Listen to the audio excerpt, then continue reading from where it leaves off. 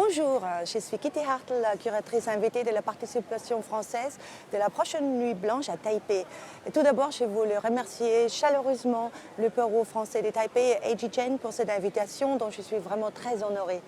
Et c'est formidable parce que j'ai été à Taipei en février dernier et j'ai rêvé vraiment de faire un projet avec cette ville que j'aime beaucoup et ça se réalise maintenant.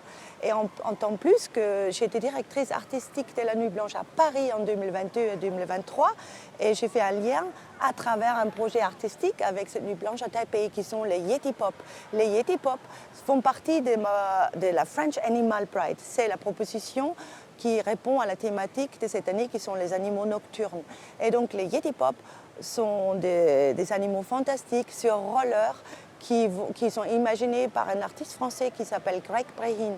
Et donc ces Yeti Pop vont mener cette parade et la spécificité c'est qu'ils auront des couleurs du drapeau français aussi du drapeau arc-en-ciel.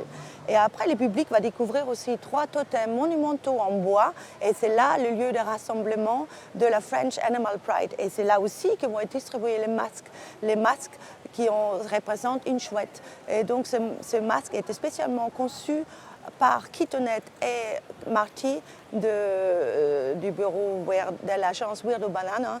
Et donc ce masque va être très coloré et il sera aussi éclairé. Et le public il est donc amené à porter ce masque et faire ce parcours, suivre les Yeti Pop.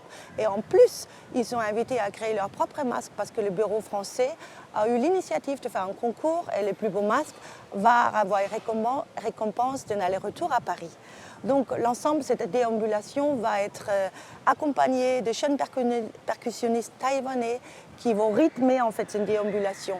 Donc j'avais vraiment envie d'un moment très chaleureux, populaire, festif, coloré, participatif et qu'on passe vraiment quelques heures de partage, de convivialité. J'espère qu'on sera très nombreux à vivre ensemble cette soirée, cette belle soirée le 2 novembre au Dan Park.